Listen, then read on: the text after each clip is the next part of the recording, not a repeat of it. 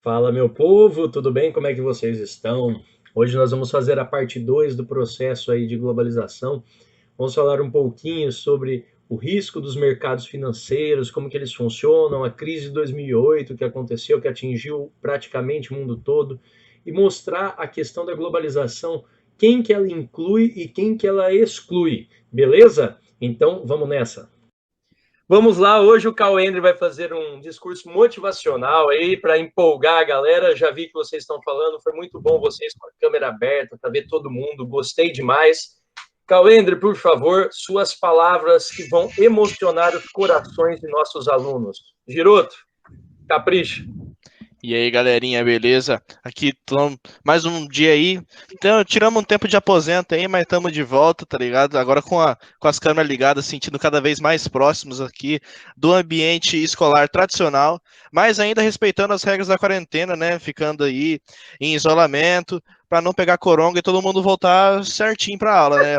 Nem com braço a mais, nem com braço a menos, sei lá, um olho nascendo no meio da testa, não sei o que acontece, né? Não peguei ainda pra saber, mas é isso mesmo, tá ligado? A gente tá indo aqui se cuidando.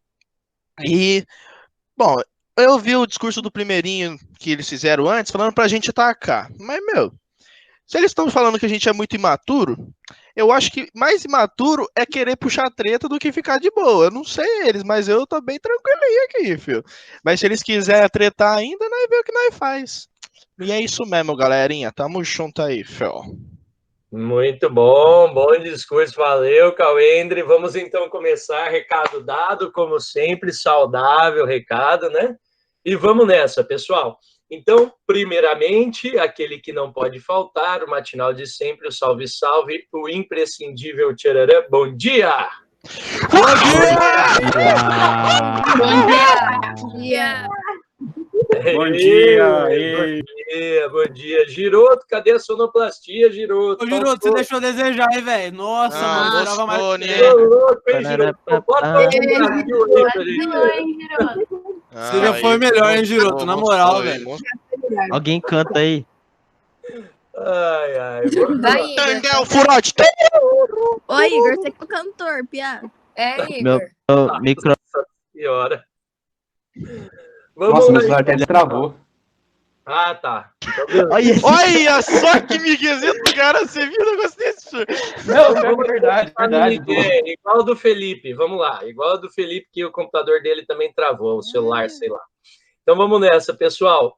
Vamos falar um pouquinho, então, da parte 2 da globalização e suas implicações, beleza, pessoal? Corresponde à aula 56 e 57. Peguem seus cadernos, vamos tomar nota agora. Valendo, então, pessoal. Pausa dramática, que eu tenho que pôr mais para baixo, né? Esse aqui vocês já fizeram ontem. Aê, agora sim. O professor, pode fechar as câmeras já? Eu acho que não, porque é para ficar fechada a aula toda. Né? Mas deixa aberta aí a aula toda, não dá nada, não. Você nem tá vendo a gente, professor? Minha bateria tá tá acabando já, gravando, professor. Você não tá nem vendo nós? Professor, Mas nem- eu fico olhando pra cara nem do tem outro, bateria em professor. casa, Igor. Ninguém presta Verdade. atenção.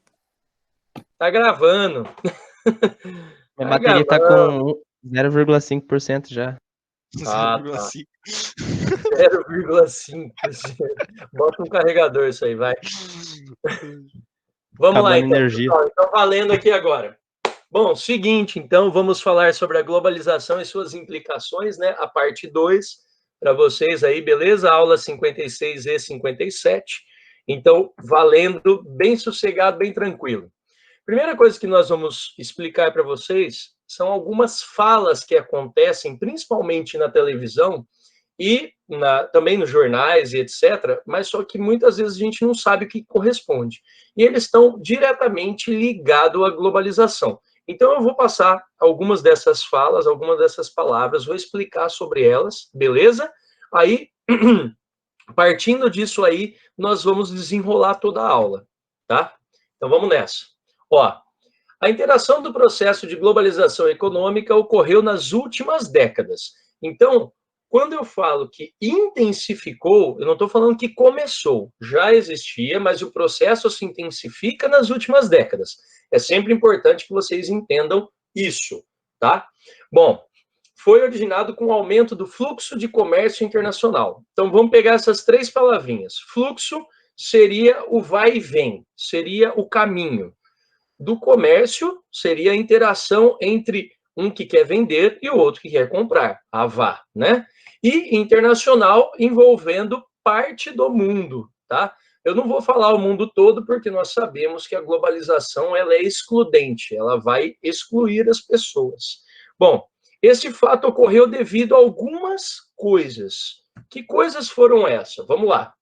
Então, nessas últimas décadas, nós observamos o seguinte: vocês já nasceram nessa geração, então vocês não sentem tanto essa diferença. Eu que já tenho um pouquinho mais de idade que vocês, né? Eu já vi essa diferença como era antes e como está hoje, tá? E a dificuldade que nós tínhamos de conseguir produtos. Então, esses produtos que vocês hoje conseguem com uma facilidade tremenda, antigamente demorava muito para você conseguir. Então, vamos lá. Primeiro item. O que aconteceu para facilitar essa intensificação desse fluxo da globalização econômica? Diminuição das restrições à entrada nos seus territórios, né, em outros territórios, de produtos importados. Antigamente, você tinha uma média de 50% do valor do produto importado como taxa de importação. Aí você pagava 50% de taxa de importação, mais o valor de imposto do produto, como se fosse feito aqui no Brasil, e aí você ainda pagava o valor do produto, vamos supor, lá dos Estados Unidos, né, que você pegava alguma coisa de lá. Traduzindo, não compensava, não valia a pena. Eles faziam isso como uma forma de proteção, de barreira para proteger. Seria um protecionismo econômico, tudo bem? Hoje já é tudo muito mais simples. Você paga uma tarifa, dependendo do país que vem, você tem um acordo. Lembra que vimos nos blocos econômicos? Dependendo de outro país, você vai ter outro tipo de acordo. A tarifa de importação para produtos X vale tanto, para produtos Y vale tanto. Então, hoje já é um pouco mais fracionado e você consegue comprar. Esse negócio que existe, por exemplo, um site, eu vou usar um nome aqui, não deveria, mas vou usar, o AliExpress, por exemplo. Você vai lá e compra. Eu não estou questionando se o produto é bom ou ruim, mas você compra uma coisa que vem do outro lado do mundo, chega aqui para a gente, com um prazo longo, lógico, por uma questão de alfândega, uma questão de transporte, né? O transporte nem tanto, mas a alfândega com certeza, né? A parte de triagem, o setor aqui do Brasil, e aí a Receita Federal. Então você consegue fazer essa compra sem sair da sua casa. Isso hoje é fantástico. Antigamente era inimaginável.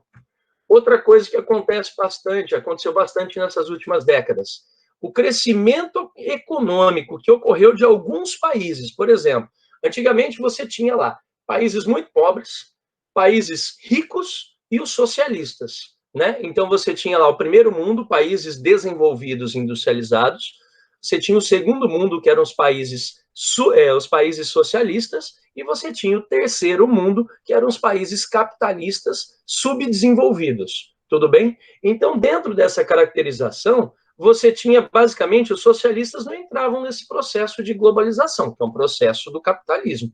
Então, você excluía o segundo mundo, ficava só o primeiro e o terceiro mundo, certo? Na conversa ali. Esse termo, ele vai cair, primeiro, segundo e terceiro mundo, ele cai com o final da Guerra Fria, beleza, pessoal? Então, não pode mais, hoje em dia, usar terceiro mundo, tá errado, joia? Então, você tem aqui, você tinha ou muito rico ou muito pobre. Você não tinha o meio termo. Hoje, no mundo globalizado que nós temos... Então, tá.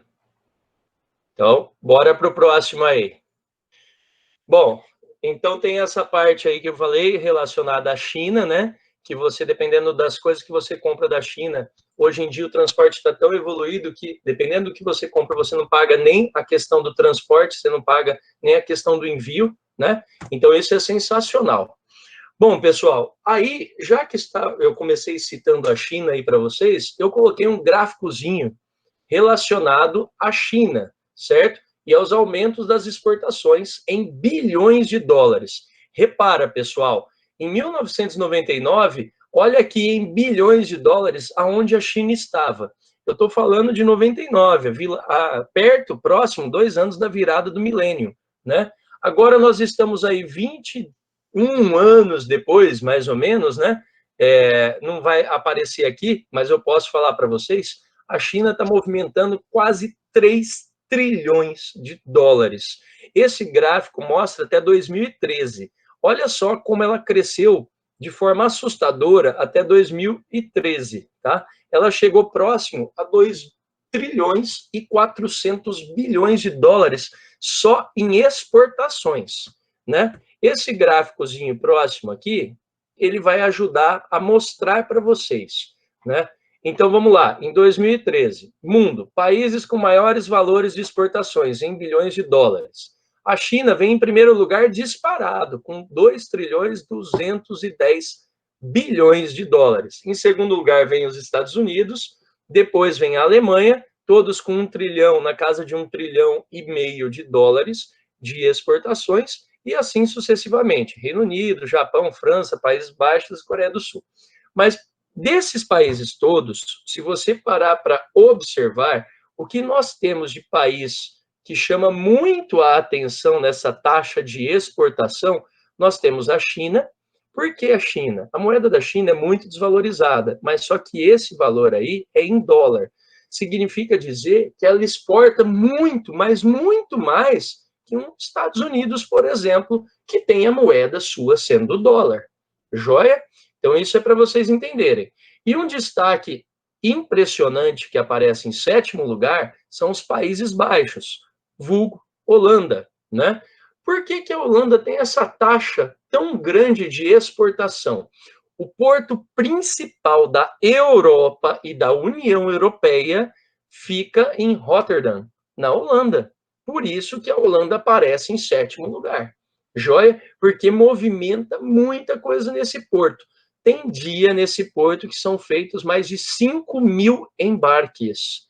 5.000 embarques. Você consegue isso em um mês no Porto de Santos, que é um dos portos mais movimentados da América Latina. Os caras conseguem isso em um dia. Tudo bem que eles são preparados, lá você... até os guindastes são movimentados via computador e satélite, até as plataformas que abastecem os navios são todas programadas via computador, não são seres humanos. Os seres humanos estão ali apenas para, se der uma falha mecânica, eles continuarem manualmente, tá? Então, existe sim o operador, mas ele fica lá sentadinho na cabine dele, esperando se der alguma falha para não parar o processo e não travar o porto, porque países como a Alemanha, como o Reino Unido, países como a França utilizam muito o porto de Rotterdam na Holanda.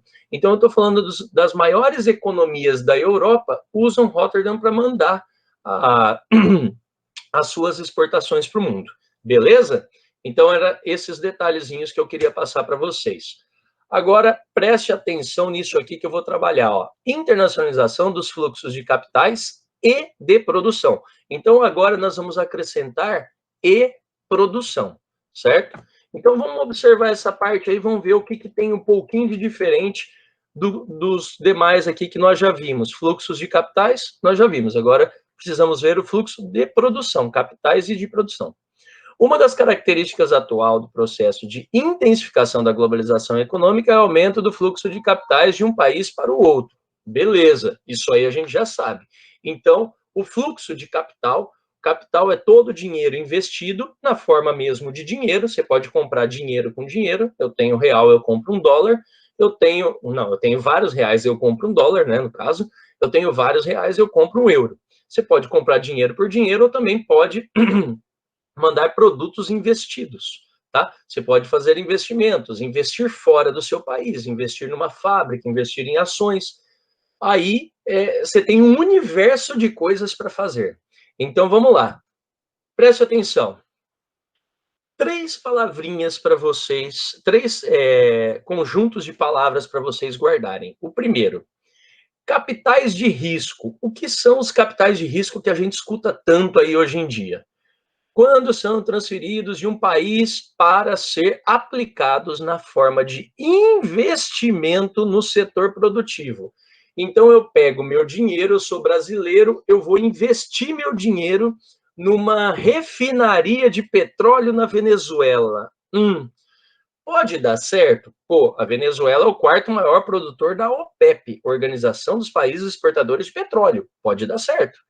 Pode dar errado?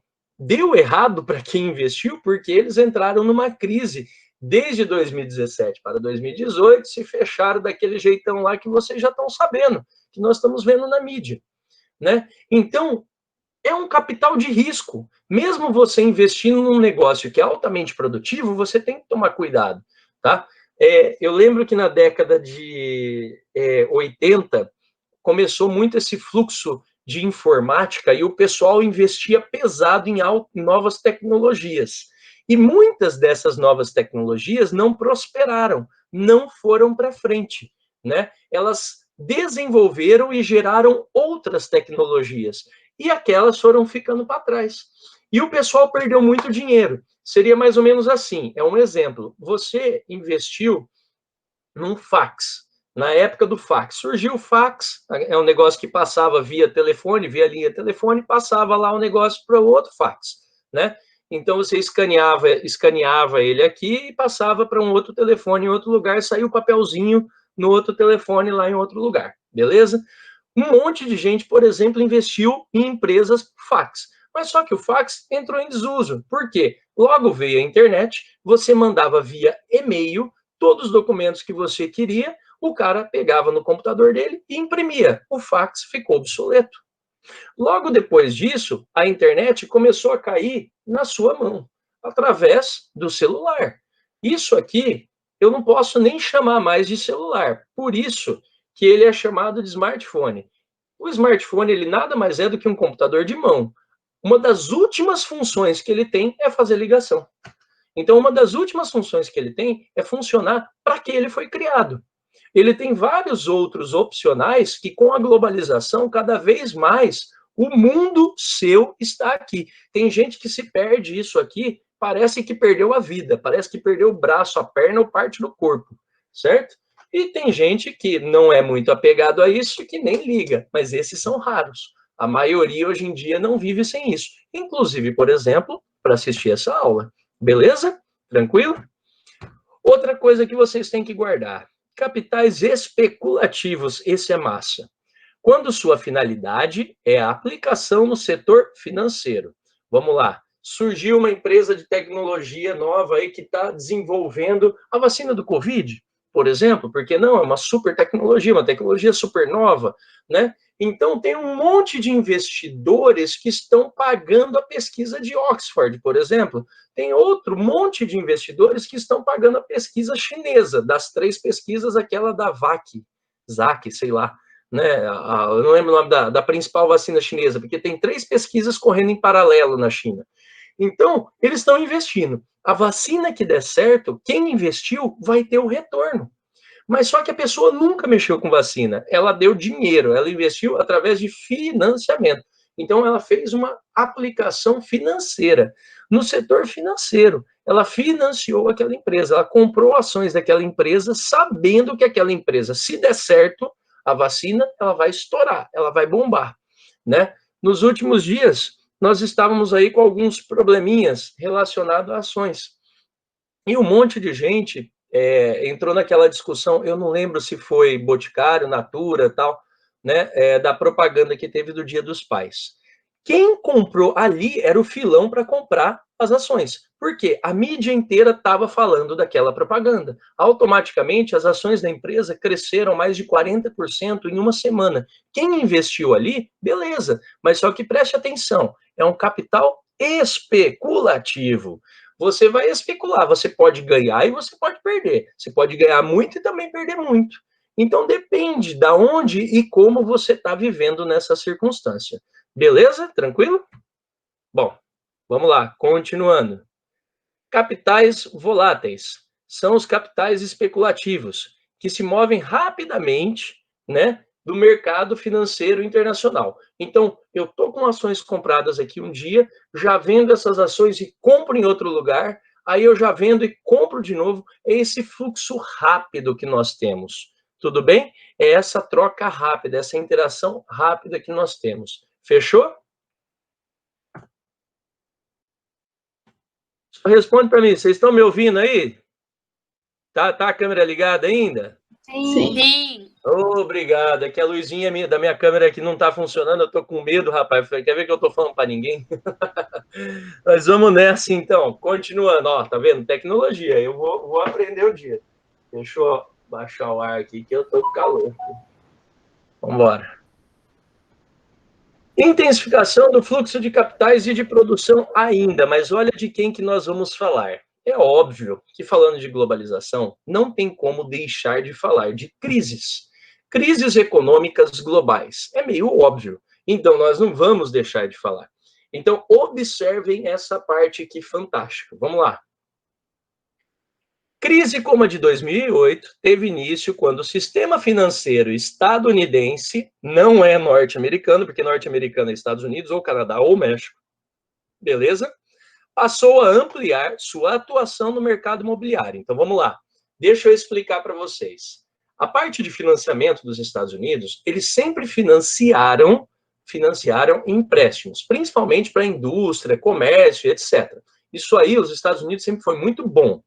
Aí, o que eles resolveram fazer nessa parte? Eles resolveram, antes de 2008, claro, eles resolveram ter uma atuação no mercado imobiliário, especialmente nas hipotecas. Hipotecas é quando você vai lá, financia uma casa para a pessoa. Se a pessoa não paga, ela está pagando a hipoteca. Se ela não paga a hipoteca, ela perde a casa.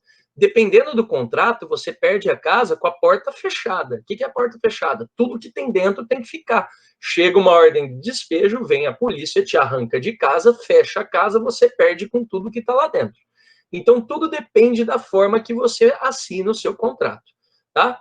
Com o objetivo de aumentar os seus lucros. Meu, fantástico. Por quê? Eles observaram, por incrível que pareça, o que acontecia aqui no Brasil. Aqui no Brasil estava no processo da construção civil nesse período, né? 2003, 2004, 2005, a construção civil bombou aqui no Brasil, né? O Brasil ele estava recebendo incentivos para a construção de tudo quanto é lado. E, com isso, os bancos aqui no Brasil começaram a ficar muito ricos com cartas de crédito relacionadas a imóveis. Mas só que tem um porém. Aqui no Brasil, o que nós fazemos de um modo geral, né? Todos nós fazemos em questão de banco. O banco, ele financia ou 90%, olhando a sua carta de crédito, ou ele financia, no máximo, 80%. Então, você tem que dar uma entrada de 10%, você tem que dar uma entrada de 20%. Quanto mais entrada você der, mais fácil sai o financiamento e assim sucessivamente. Nos Estados Unidos, você chega num banco e fala assim, eu quero comprar aquela casa. Tá, quanto que ela custa? $300 mil. Qual é o seu salário? Você, lá, para muitos bancos, você não precisava nem comprovar o salário. Você falava assim, meu salário é de $5 mil. Ah, beleza, então. Então, parcela de 1.500 para não comprometer o seu salário, $1.500 por mês. É um exemplo, tá? Mas só que a pessoa ganhava 3 mil. 1.500 não é os 5 mil. Os 3 mil não é os 5 mil que ela tinha falado, era menos. Aí comprometia metade do seu salário. Resumo da ópera. Preste atenção nesse número assustador. Mais de 20 milhões de pessoas nos Estados Unidos foram despejadas dos seus imóveis por hipoteca. Eles não pagaram, os imóveis voltavam para o banco. Mas só que os bancos eram particulares, né? Nos Estados Unidos tem muito mais banco particular. Aliás, eu acho que não tem mais nenhum banco estatal nos Estados Unidos, salvo engano, mas eu acho que não existe mais nenhum banco estatal de fato, assim, 100%. Né, como, por exemplo, a Caixa Econômica, né, e eles pegaram e fizeram o seguinte, você devolvia, o cara deu 300 mil para você comprar a casa, você devolve para o banco os 300 mil ou você devolve a casa? Você vai devolver a casa, mas só que o banco não precisa de casa, o banco precisa de dinheiro para movimentar a sua economia. Imagina que os caras pegaram mais de 20 milhões de imóveis, 20 milhões de casas, apartamentos, estabelecimentos comerciais de volta para eles. Chegou uma hora que o sistema travou. Do dia para a noite, um banco decretou falência. A partir desse primeiro banco que decreta falência, os outros vão decretando falência também. Agora, olha que engraçado.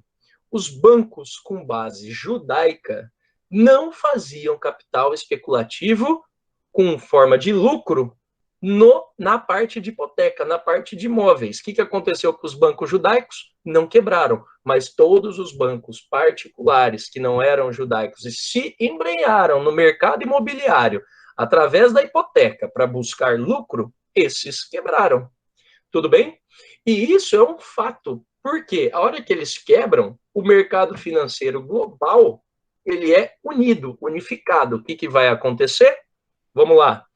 Com as instituições financeiras são globais, então como elas são globais, a crise rapidamente atingiu outros países, com o corte de investimentos, redução de empréstimos, falência de bancos e indústrias que dependiam do financiamento bancário desses bancos que estavam falindo, né? E demissões em massa. Foi uma roda, moçada, que atingiu o mundo todo. Neste período, nós tínhamos um presidente que falou que no Brasil só ia chegar uma marolinha. Realmente, não foi uma onda destruidora do capitalismo. Aqui chegou uma marolinha, mas só que estávamos vivendo uma outra fase de desenvolvimento, que era uma fase que o governo incentivava a construção civil em alta, todo mundo trabalhando, todo mundo com dinheiro, o dinheiro girava dentro do país. O que estava acontecendo lá fora não acontecia, não era a realidade nossa aqui. Então, essa crise de 2008 atingiu muito Estados Unidos e América do Norte como um todo, parte da América Central, parte da Europa, não a Europa inteira, e parte da Ásia também, tá? O restante do mundo deu apenas aquela ondinha meio, será que vai, será que não vai, será que dá, será que não dá, né? Foi nessa época, impulsionado por isso e explodindo em 2012, que a Grécia, em 2012, ela vai vir à falência. A Grécia, ela chega ao limite máximo de estresse financeiro, certo? Aí vai Grécia, aí vai Espanha, aí vai Portugal, e começam a ter esses 3 países e mais alguns dentro da União Europeia com problemas financeiros. Então, olha só a magnitude de uma crise e de uma decisão errada entrando ao mercado imobiliário através de hipoteca buscando lucro. Os caras queriam cada vez mais lucro, a ganância, né? E automaticamente destruíram toda a economia dos principais, destruíram toda não, mas a maior parte da economia dos principais países do planeta. Beleza? Esses foram os que sentiram o baque mais violento. Vamos lá. Agora aqui, pessoal, é para a gente caminhar para o fim. Globalização e desigualdade. O que é a desigualdade? Vamos lá. Preste muita atenção nisso, porque a globalização ela é desigual, a gente já falou, tem países que não interessam para a globalização, então eles não fazem parte, mas eles fazem parte de um processo de mundialização que a gente aprendeu há 3 aulas para trás. Todos nós já vimos isso 3 aulas para trás, né? 3 ou 4 aulas para trás. Então vamos lá. A competitividade que move o processo de globalização, então já está aí a explicação. A competitividade, ó, destaquei para vocês, tem provocado a concentração e a centralização do capital nas mãos de poucas corporações empresariais de ação internacional. Então, quanto mais competitivo se torna o mercado, menos marcas nós vamos ter. Olha que estranho. Mas como assim? Isso é uma realidade? Eu vou usar um exemplo besta, mas só que serve para nós. A Coca-Cola. A Coca-Cola, ela é a base, aí ela tem os seus refrigerantes paralelos, né? Então, na época, era a Coca-Cola, Guaraná Taí, a Fanta e o Sprite. E a Sprite. Isso, muito bem. Aí, o Guaraná Taí, por exemplo, começou a perder para o Guaraná Antártica, que é um concorrente. O que a Coca-Cola fez? Ela muda para Quat, tira o Guaraná Taí, transforma em Guaraná Quat, tá? Que também não adiantou de muita coisa, e tentou desbancar o Guaraná Antártica. Não conseguiu. Mas só que ela dividia também o mercado de Guaranás com muitas, por exemplo, as famosas tubaínas. Aí o que a Coca-Cola faz? Ela vai atrás das tubaínas. Então, ela foi atrás, por exemplo, da tubaína Simba, aí foi lá e comprou. ela foi atrás de outros tipos de guaranás e outros refrigerantes, ela foi lá e comprou. Ela comprou até o Guaraná Jesus, que é lá do Maranhão, que é patrimônio histórico e cultural do estado do Maranhão, aquele Guaraná rosa, o Jesus, né, ele é rosa e azul, né, o líquido todo é rosa, mas a embalagem é rosa e azul. Ele comprou até o Guaraná Jesus. Que mais que a Coca-Cola falou? Já que eu não ganho do Guaraná, então vamos comprar outros segmentos. Eu vou comprar essa água aqui. Determinadas águas minerais, por exemplo, também pertencem à Coca-Cola. Suco, Del Valle, e aí vai, pertence à Coca-Cola. Aí você começa a ver que ela foi comprando outras empresas para ganhar volume de mercado. Isso é concentração. Não quer dizer que ela não estampou Coca-Cola enorme ali, mas está pequenininha na lateral da embalagem, mas ela não estampou enorme, ela fala, Coca-Cola não ganhou mercado. Lógico que ganhou. Ela vai ganhando e ela vai concentrando e centralizando cada vez mais o ramo de refrigerante. Ela conseguiu o que queria. Aqui no Brasil, a Coca-Cola e seus produtos da Coca-Cola concentram mais de 60% do mercado. 2/3 na mão de uma empresa. Então é isso que nós estamos falando, tá? Por incrível que pareça, o processo de globalização, ele centraliza, beleza? Vamos lá. Expansão dessas corporações, por motivos diversos, encontrou melhores condições para o seu primeiro desenvolvimento nas tradicionais potências econômicas mundiais. Então, a globalização ela vai ganhar espaço mundial nos países mais ricos, traduzindo, tá? Então, Alemanha, Japão, e aí vai, tá? Estados Unidos, Canadá, França, Inglaterra, e aí vai, joia? Depois, né? Posteriormente, vão para os países emergentes, que é onde ela também ganha a sua segunda etapa, a globalização. Então, a globalização atinge China, Japão, Estados Unidos, falando besteira, ó, China, África do Sul, Coreia do Sul, Brasil, África do Sul, e aí vai, tá? Ela vai juntando Rússia, pega os países do leste europeu, a globalização pega todos esses países que estão em desenvolvimento, que são os países emergentes, e coloca tudo dentro dessa bandeja, junto com os países desenvolvidos. Aí vai sobrar uma galerinha lá no final. Essa galerinha lá no final que é o problema. Vamos lá?